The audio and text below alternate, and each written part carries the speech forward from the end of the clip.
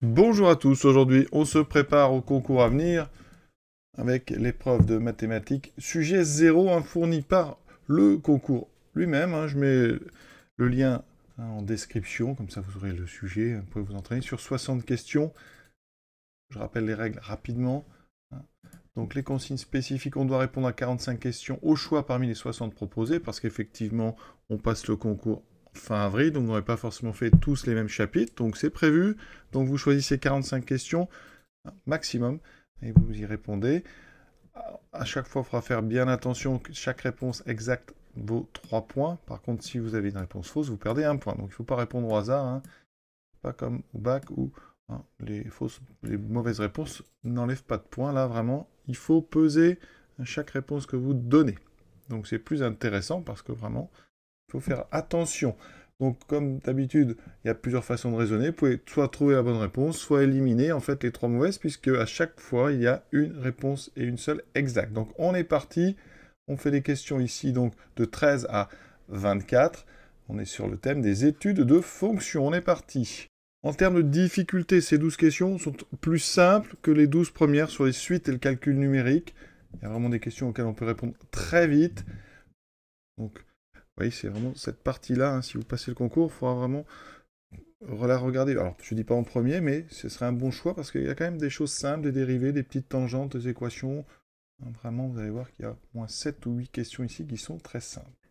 Donc, la première question, donc on est sur de la convexité. Je rappelle tout de suite la propriété capitale. F est convexe sur un intervalle I. Ça équivaut à F' croissante sur ce même intervalle.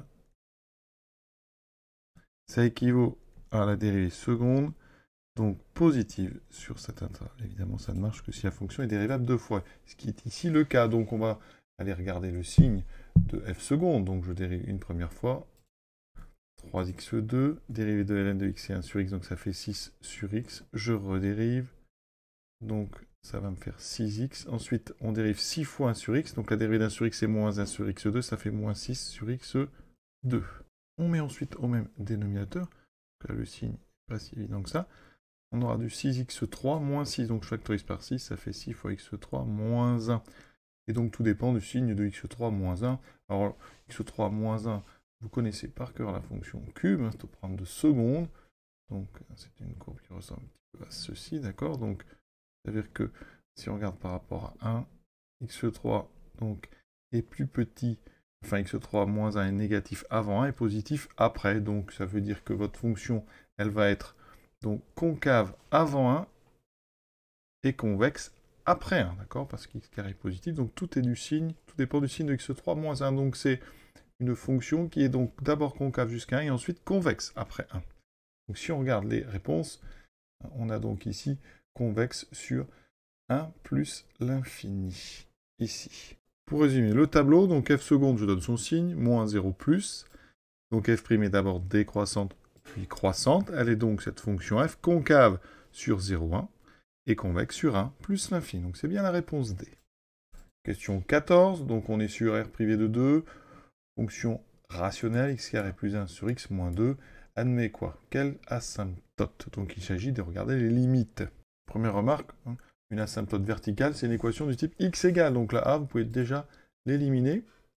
Et ensuite, les asymptotes horizontales, c'est des équations du type y égale. Donc vous pouvez éliminer la D. Donc on a le choix entre une asymptote verticale et une horizontale. Donc les verticales, on va regarder ce qui se passe en 2.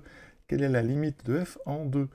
Donc limite, quand x tend vers 2 de x carré plus 1, donc le numérateur, lui, ça tend évidemment vers 2 au carré plus 1, c'est-à-dire 5. Alors en dessous, il y a deux côtés.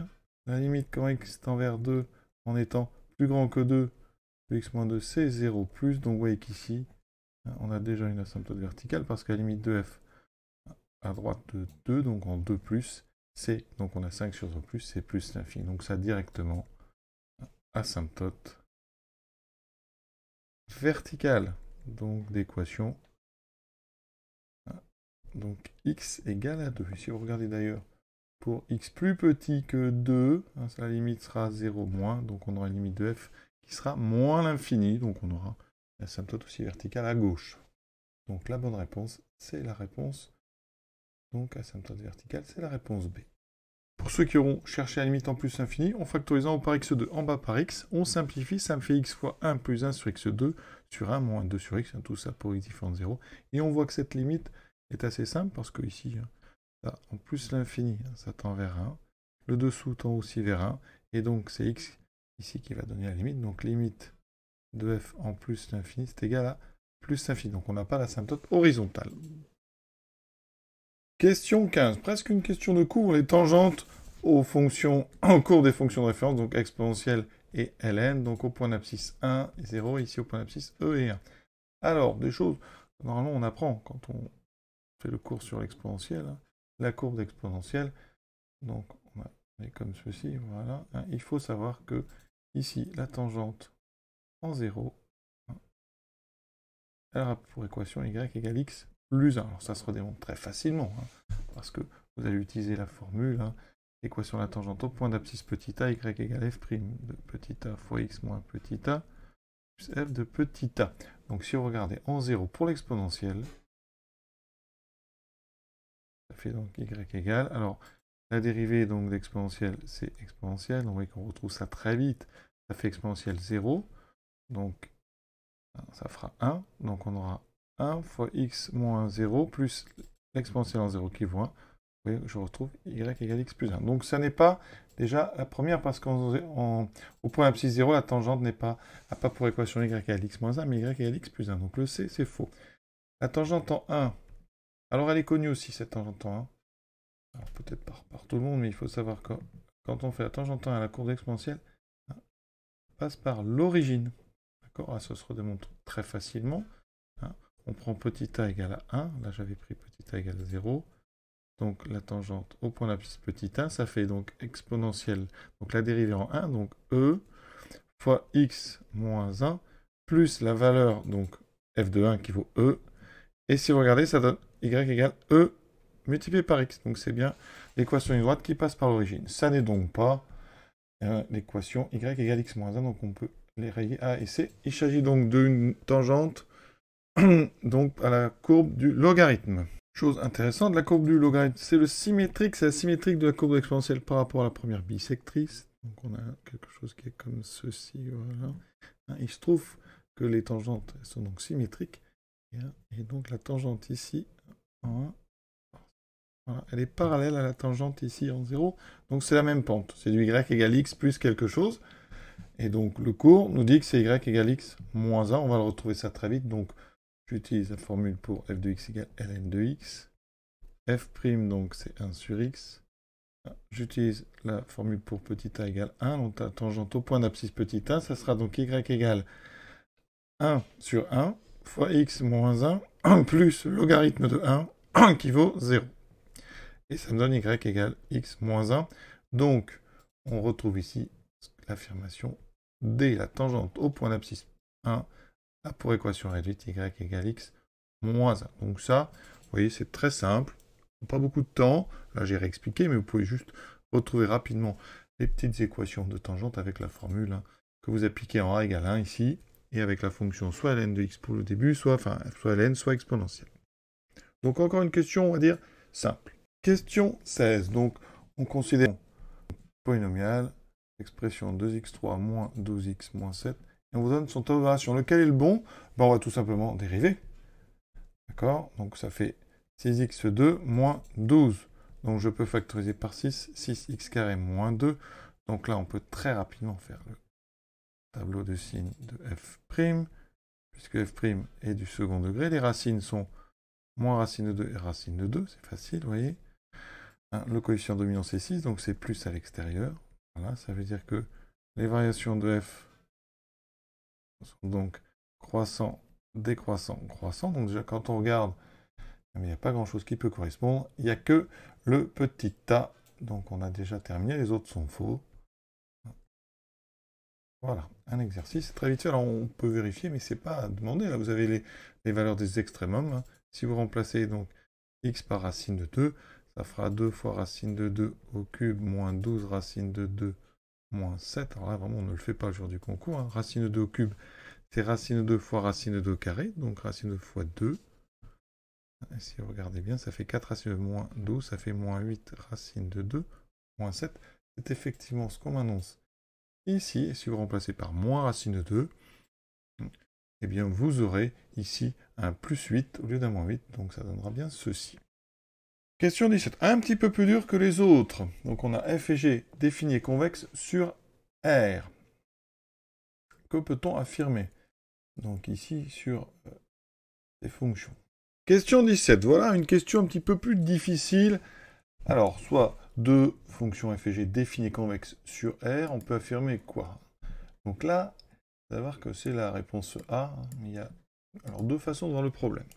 On ne précise pas que les fonctions sont dérivables, ni deux fois dérivables, donc si vous voulez utiliser propriété tout à l'heure, ça va être embêtant. Donc je vais faire deux démonstrations. Une démonstration en supposant que f et g sont deux fois dérivables, et une démonstration avec la définition même de la convexité. Donc, première chose, donc supposons que f et g sont deux fois dérivables. Donc je dérive tout d'abord f rond g. Donc c'est dérivé d'une composée, c'est le cours, ça fait donc g' de x fois f' rond g appliqué en x. Maintenant on redérive. Alors, ici, une dérivée d'un produit. D'accord? Donc si je veux la dérivée seconde, ici, j'obtiendrai donc dérivée seconde de g. C'est du u fois v, donc u'v plus uv'. Donc je dérive d'abord le premier facteur, je ne touche pas au deuxième, plus, donc ici maintenant, je dérive le deuxième facteur, donc j'ai un deuxième g' qui arrive, donc j'aurai g' ici au carré, fois f, donc seconde, rond g de x. Vous voyez, pas facile déjà. Et là, on regarde le signe. Est-ce que cette chose-là est positive? Est-ce que cette expression est positive? Eh bien, on sait que g est convexe, d'accord, sur R. Ça veut dire que g seconde est toujours positive. Pareil pour f. Donc f seconde est toujours positive. On sait que, alors je vais montrer, je suppose que f est croissante. Donc d'accord, ça c'est ma supposition. F croissante est dérivable. Donc c'est dire que f' est positif. Donc regardez dans ma somme. J'ai ici un premier facteur positif. Ici j'ai f' de g de x. Donc ça c'est positif parce que c'est une valeur de f'. C'est f' que j'applique en g de x. Donc c'est bien positif puisque j'ai supposé f croissante. Ici j'ai le carré de g', donc c'est bien positif, c'est un carré. Et ici j'ai f seconde que j'applique en g de x. On a dit que f seconde est toujours positif, donc ça c'est positif. Et donc produit et somme de nombres positifs. Ça veut dire que dans ce cas, la dérivée seconde serait positive. Donc à condition de prendre f croissante, j'ai bien f rond g seconde positive, donc f rond g est convexe. Donc ça veut dire que la proposition A, dans ce cas-là, elle est bonne. Mais vous voyez que j'ai supposé que f et g sont deux fois dérivables. Alors, je vais faire la démonstration sans supposer donc, que f et g sont deux fois dérivables. Donc c'est un petit peu plus dur là. Alors g est convexe sur R, donc sa courbe, on le sait, est toujours en dessous des séquentes. D'accord? Et donc ça veut dire que quel que soit le couple x, y que je prends donc dans R, 2 c'est un couple, je prends t un nombre entre 0 et 1, eh bien l'image donc de tx plus 1 moins ty est donc toujours, elle est convexe, plus petite que t fois g de x plus 1 moins t fois g de y. Donc ça, c'est la définition de la convexité par les séquentes. Compliqué, vous voyez, parce qu'on utilise un paramètre t, donc c'est vraiment, je pense, une question qu'on ne peut pas faire comme ça sans l'avoir préparée à l'avance. Donc ça veut dire que, vous voyez, le point tx fois plus 1 moins ty, ça veut dire qu'en fonction du choix de t, c'est un nombre qui est entre x et y, d'accord? Et on voit que son image, ici, par g, est plus petite que ici l'ordonnée du point qui est sur la séquente. Et donc ça donne cette inégalité-là. C'est là la difficulté. On va composer ici par f, qui est... Donc c'est là que j'ai besoin de la croissance de f. F est croissante sur R. Donc j'ai conservation de l'ordre. Ça veut dire que f rond g de tx plus 1 moins ty est donc inférieur ou égal à f donc de tg de x plus 1 moins t g, voilà. Et je vais utiliser maintenant la convexité de f. Vous voyez, il y a un nombre t entre 0 et 1. J'ai ici g de x et g de y qui sont des réels. Et comme f est convexe, je vais pouvoir utiliser l'inégalité donc ici de convexité. Voilà, ça veut dire que ça, c'est inférieur à t fois f rond g de x plus 1 moins t fois f rond g de y. Et donc, vous voyez qu'ici, eh bien, je retrouve le fait que f rond g de tx plus 1 moins ty est plus petit que t fois f rond g de x plus 1 moins t fois f rond g de y. Et donc ça, eh bien c'est la caractérisation, la convexité de f rongé. Donc f rongé est convexe sur R. Vous voyez que c'est bien compliqué, hein, il vaut mieux supposer que les deux fonctions sont deux fois dérivables, hein, mais on ne s'est pas donné dans le texte, a priori. Ils auraient pu le préciser, ça aurait été plus simple. Voilà, donc une question peut-être à éviter. On est vraiment sur des choses compliquées. Question 18, plus simple. On a ici fonction, on vous donne son expression n de x sur exponentielle x, et on vous donne donc dans l'équation réduite de la tangente au point d'apis 1. Donc là, vous avez besoin donc, de f de 1. D'accord, donc f de 1, ça fait ln de 1 sur E1. Donc ln de 1 vaut 0. Donc ça fait 0. Il me faut f', donc je dérive. C'est du u sur v. Donc u', donc je dérive ln, ça fait 1 sur x fois v, moins, donc u fois v', donc exponentielle x, sur u carré. Et j'ai juste besoin de f' de 1.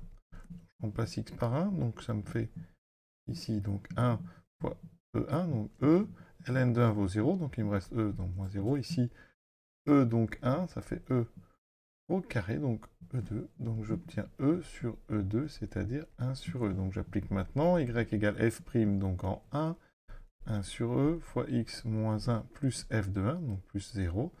Donc j'obtiens y égale 1 sur E, x moins 1 sur E. Est-ce qu'on me propose ça? Eh bien oui, c'est la proposition ici A. Donc on a déjà terminé. Vous voyez, question simple. Pour la question 19, on vous donne donc une fonction f, on veut que la limite de f en plus l'infini soit égale à 0, et on veut que la limite de f en 0 plus, donc x plus grand que 0, soit plus l'infini. Il y a 4 propositions, il n'y en a qu'une qui peut correspondre. Donc on va d'abord regarder les limites en plus l'infini. Alors ici, donc le premier, ln de x, donc en plus infini, ça tend vers plus l'infini. On a ici une formule déterminée. Bon, il y a du x dessous, c'est lui qui va l'emporter. Hein. Croissance comparée, donc ça tend bien vers 0. Donc celui-là, on ne peut pas l'éliminer en plus infini. Ensuite, 1 sur x. Donc x tend vers plus l'infini, 1 sur x tend vers 0. Donc ça tend vers moins l'infini. Le ln en 0, c'est moins l'infini. Donc on peut éliminer ceci. Donc j'élimine le c, parce que ce n'est pas la bonne limite en plus l'infini. Pour le b, donc on a l'exponentielle moins x. Alors en plus infini, ça tend vers 0. Le dessous tend vers plus l'infini, donc par quotient, ça tend vers 0. Donc ça, on ne peut pas éliminer. Pour le dernier, 1 sur x va tendre vers 0, donc l'exponentielle va tendre vers exponentielle 0 vaut 1, donc moins 1. Donc on élimine le d. Les limites en plus infini ne sont pas bonnes. Maintenant, pour faire la différence entre les deux qui nous restent, on va regarder en 0+.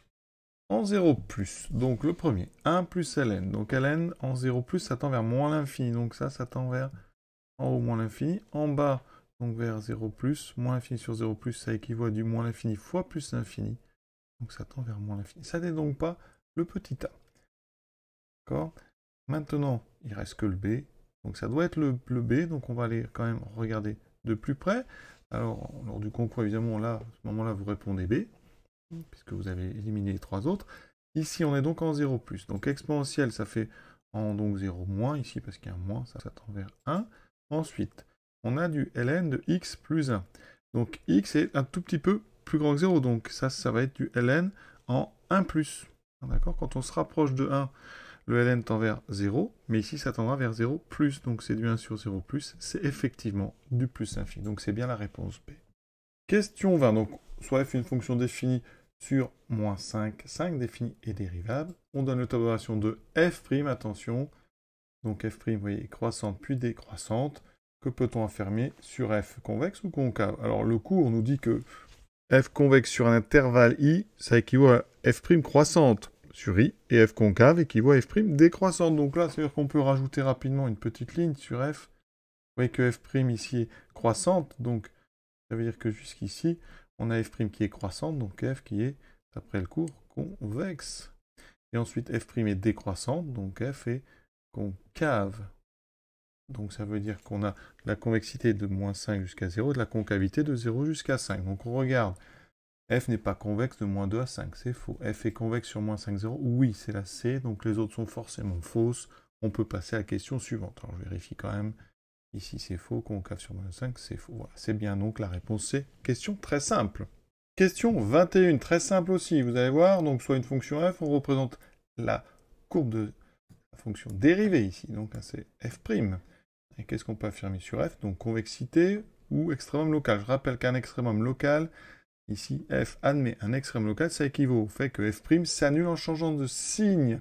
Donc vous voyez, regardez ici, on nous parle de moins 2. Qu'est-ce qui se passe en moins 2? On a ici une dérivée qui s'annule, vous voyez, parce que ça coupe l'axe horizontal. Donc on a une dérivée qui est donc négative.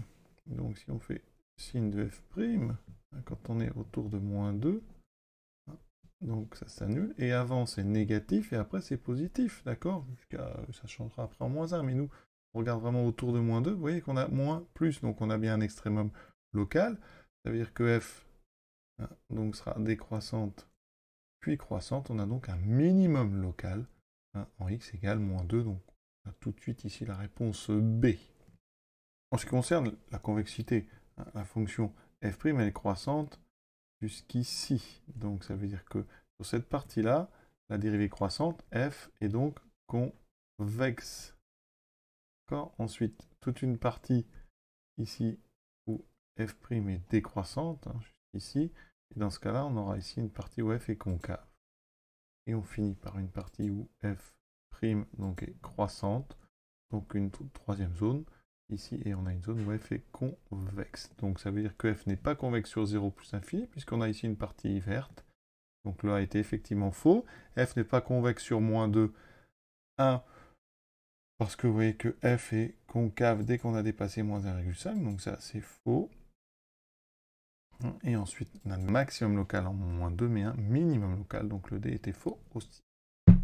Question 22, un petit mélange, maintenant on repasse aux limites, avec ici une expression, il y a de l'exponentielle du cos du ln, donc on demande la limite ici quand x tend vers donc 1 par valeur inférieure, donc x est plus petit que 1, donc il y a 3 facteurs là-dedans, donc déjà l'exponentielle, donc moins x, quand x tend vers 1, que ce soit par la gauche ou par la droite, ça tend vers exponentielle, moins 1, c'est-à-dire 1 sur un nombre donc strictement positif.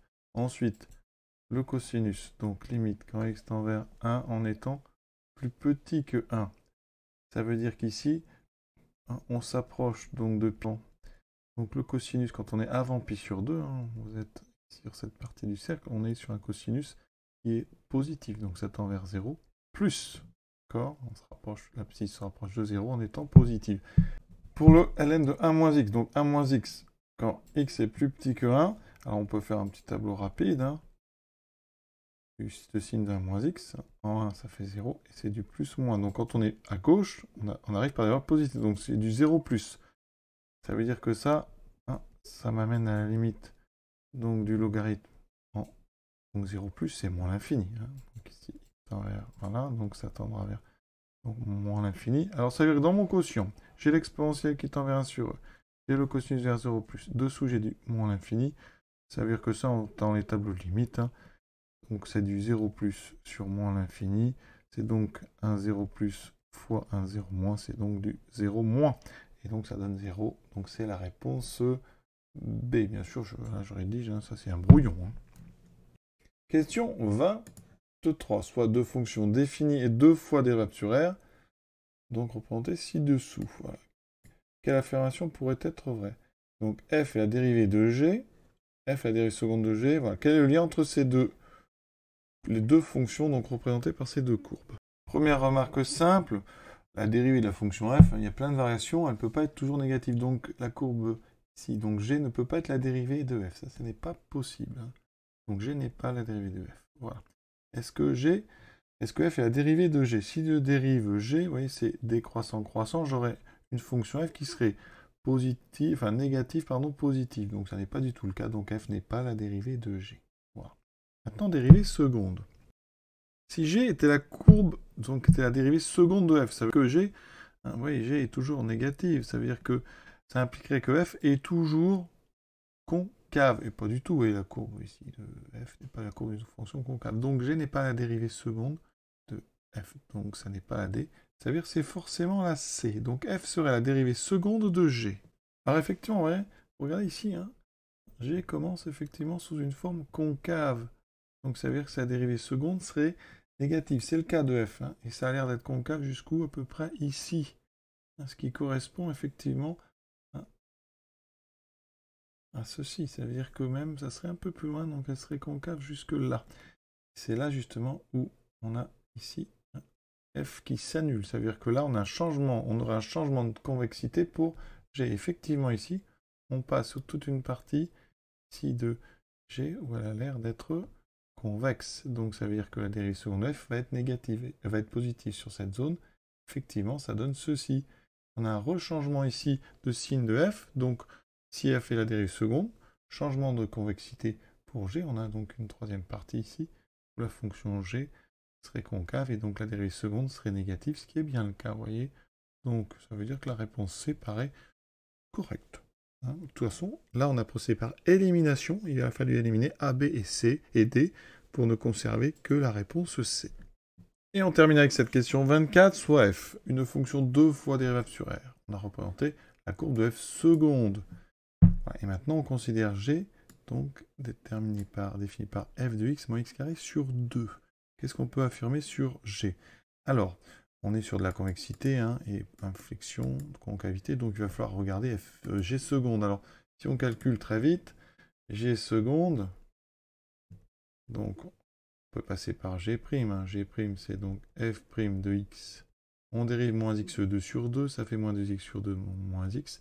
C'est-à-dire que G seconde, c'est f seconde moins 1. Donc, ça veut dire qu'on a la courbe de G seconde. Il suffit de descendre celle-ci d'une unité. Ça veut dire qu'ici, hein, ce sommet, on va le descendre d'une unité, donc il sera à peu près ici. Celui-ci, on le descend ici. Donc là, on descend tout, hein, ça veut dire que ce point va se retrouver là. Si ce point, c'est lui qui va se retrouver ici. Voilà. Et lui se retrouve ici. Donc je retrace rapidement, lui vous le retrouvez là. Ça donne ceci. Donc une courbe qui serait à peu près comme ceci. Pour G seconde. Voilà. Ouais, ça nous permet comme ça d'avoir le signe de G seconde. Vous voyez bien que G seconde est négative et s'annule une seule fois vers ici. Alors on va lui mettre à peu près 1,2.